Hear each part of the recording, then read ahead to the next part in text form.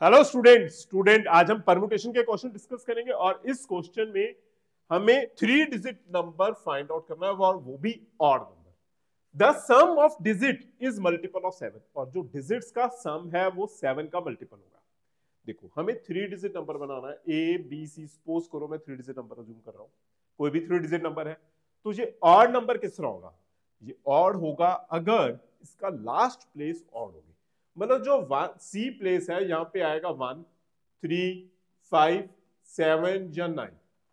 जो सी है इस प्लेस के ऊपर 1, 3, 5, 7, 9 में से कोई भी नंबर आएगा। और दूसरी कंडीशन पता है क्या, जो सम ऑफ डिजिट्स है मतलब ए प्लस बी प्लस सी को अगर सम करोगे तो वो 7 का मल्टीपल आएगा। 7 मल्टीपल मीन्स ये 7 हो सकता है, 14 हो सकता है, ए प्लस बी प्लस सी 14 होगा, इट मीन्स मल्टीपल ऑफ 7। 21 हो सकता है, 28 हो सकता है, 35 अप टू सो ऑन, जो भी पॉसिबिलिटीज होंगी। क्लियर?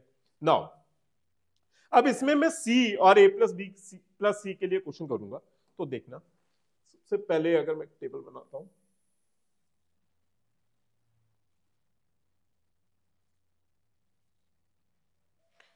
इस टेबल में सबसे पहले मैं सी की वैल्यू जूम करूंगा सी के लिए, फिर ए प्लस बी, जो टर्म्स आ रही हैं हमारे पास, और लास्ट में हम यूज करेंगे नंबर ऑफ टर्म्स जो भी आएंगी। देखो मैं किस तरह से सोचूंगा बेटा इस क्वेश्चन में। सबसे पहले सी के लिए जो सी वैल्यू आएगी, अगर सी वैल्यू पता होगी तो हमारे पास सिर्फ ए प्लस बी बचेगा, सिर्फ ए प्लस बी आएगा। एंड यहाँ पे जो भी टर्म्स हमारे पास आएंगी, जो भी टर्म्स आएंगी हम वो टर्म्स लिखेंगे। और यहाँ पे मैं लिख रहा हूं नंबर ऑफ टर्म्स, वो टर्म्स को काउंट करके कितनी टर्म्स आएंगी, क्योंकि हमें final number of terms find out करने होते हैं। देखो अगर हमारे पास C1 आ जाए, A plus B plus C equal to 7 है, अगर C वैल्यू आपके पास 1 आ गई, अगर C वैल्यू 1 है, it means A plus B, अगर C 1 है तो यहां पे पुट करोगे तो A प्लस बी की पॉसिबिलिटी क्या है? क्या वो 6 आ सकता है? A प्लस बी 6 पॉसिबल है। सम ऑफ 2 डिजिट 6 पॉसिबल है। इसे देखो किस तरह से करोगे, अगर आप 2 डिजिट लगाओगे सम 6 किस तरह से पॉसिबल है? क्या अगर 1 5 आ जाए, 1 5, 2 4, 3 3, 4 2, 5 1 एंड 6 0। 6 0 भी पॉसिबल है क्या? अगर A 6 B 0 आ जाए, बट 0 6 पॉसिबल नहीं है क्योंकि फर्स्ट डिजिट 0 नहीं हो पाएगा। क्लियर है? तो ये आपके पास टोटल टर्म्स आएंगी 6 टर्म्स, इसमें नंबर ऑफ टर्म्स आई 6। अगर C1 है तो 7 के लिए हमारा A प्लस बी 6 है। अगर C1 है तो इस केस में अगर आप देखो A प्लस बी प्लस सी 14 है, अगर C1 है तो A प्लस बी वैल्यू आपके पास आएगी 13।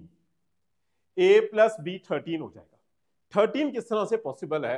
अब सेकंड डिजिट 9 स्टार्ट कर लेता हूं मैं, क्योंकि 9 प्लस 4, 4 9 13 हो गया। नेक्स्ट टर्म हो जाएगी 4 एंड 9 13, 5 8 13, 6 7 13, 7 6 13, 8 5 13 एंड 9 4 भी 13। क्लियर है? बस यही टर्म्स बनेंगे ये, फिर हमारे पास 6 टर्म्स आएंगे। नंबर ऑफ टर्म्स इस केस में भी क्या है? 6 है। अगर C जो है हमारा दोबारा से 1 है, बट अगर मैं इस जगह पे देखो A plus B plus C, C1 है तो A प्लस बी 20 आ जाएगा। देखो यहां पे अगर मैं A प्लस बी 20 लिखो तो कोई भी, हमारे डिजिट्स कितने होते हैं? मैक्सिमम 9 है, और 9 प्लस 9 20 पॉसिबल नहीं है। 9 प्लस 9 20 पॉसिबल नहीं है क्योंकि डिजिट्स का सम 9 से ज्यादा नहीं हो सकता, तो A प्लस बी 20 पॉसिबल नहीं है, तो मैं ये केस नहीं यूज करूंगा। क्लियर है?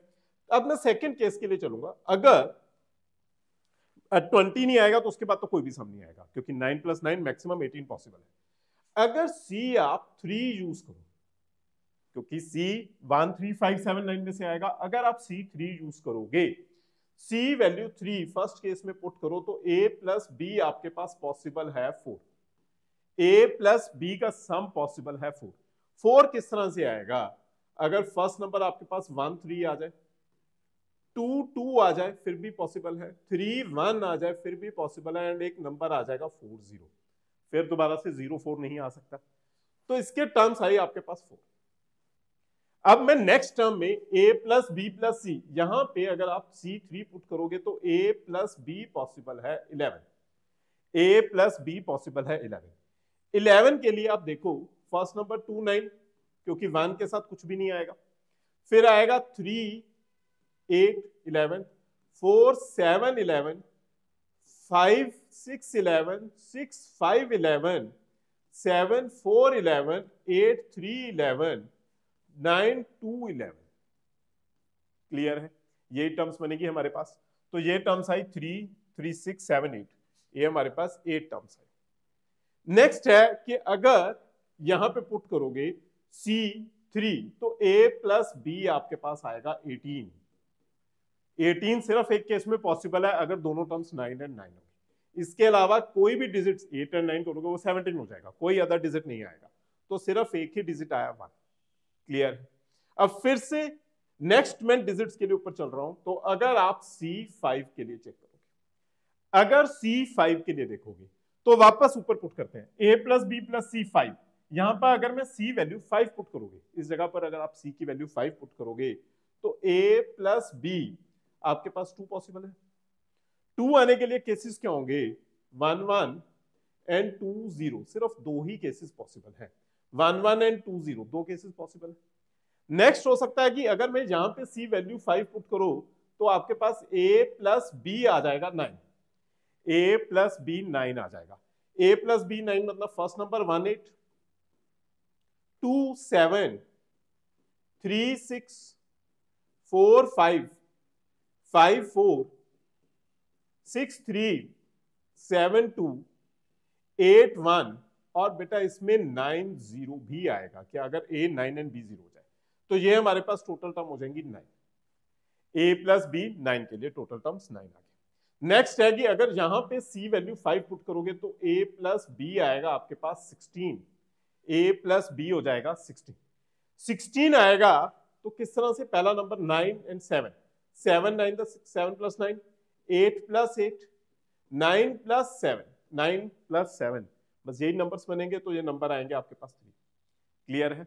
1 हो गया, 3 हो गया, 5 हो गया। नेक्स्ट टर्म आपके पास आएगी 7, C7 के लिए।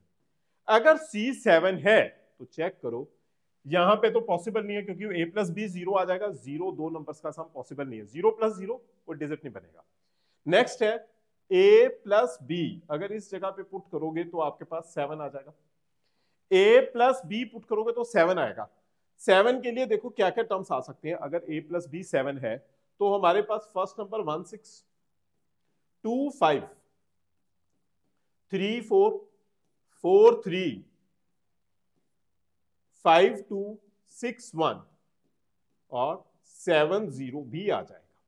7 0 भी आ जाएगा। तो इसे आप कैलकुलेट करोगे तो हमारे पास ये टर्म्स कितनी आएंगी? 7। ये टर्म्स 7 आ जाएंगी। अब नेक्स्ट में पुट करोगे C7 तो हमारे पास आएगा a plus b is equal to 14, a plus b 14, a plus b 14 मतलब अगर आप इसे ऐड करोगे 1 1 तो नहीं आएगा, वो 13 हो जाएगा, 9 एंड 5, 5 9 14। क्लियर है? पहला नंबर। फिर आ जाएगा 6 8, फिर हो जाएगा 7 7, 8 6 एंड 9 5। ये आपके पास आएंगे 3 एंड 2 5 नंबर्स। क्लियर है? नेक्स्ट है कि अगर आप C यूज करोगे 9, C यूज करोगे आप 9 यूज करोगे C तो हमारे पास इसमें से कोई केस नहीं आएगा। यहां पे बनेगा a plus b is equal to 5, a plus b is equal to 5, a plus b value 5 आएगी। a प्लस बी 5 किस तरह से आएगा? 1 4 2 3 3 2, इसके बाद आएगा 4 1 और लास्ट नंबर आएगा 5 0, लास्ट नंबर आएगा 5 0। तो ये भी हमारे पास कितनी टर्म्स आई? 5। ये हमारे पास टर्म्स आएंगी 5। और लास्ट अगर यहां पे 9 पुट करोगे तो a प्लस बी आएगा आपके पास 12, a प्लस बी 12 है। 12 के लिए सेकेंड नंबर 9 तो फर्स्ट 3 3 9 सम 12। मैं सेकेंड नंबर पहले सोच रहा हूं तो कि इजीली हो जाए। 4 8 5 7 6 6 7 5 8 4 एंड 9 3, ये नंबर्स आएंगे आपके पास 3 3 6 एंड 7। क्लियर है? ये हमारे पास मैक्सिमम टर्म्स है, इसके बाद कोई केस नहीं आएगा, क्योंकि अगर नेक्स्ट में आप करोगे तो वो मोर देन 18 हो जाएगा, जो कि पॉसिबल नहीं है। आप इसका सम करोगे तो ये आ जाएगा 12 plus 20 24 25 27 27 plus 9 36 39 39 plus 12 39 plus 12 51 51 plus 12 63।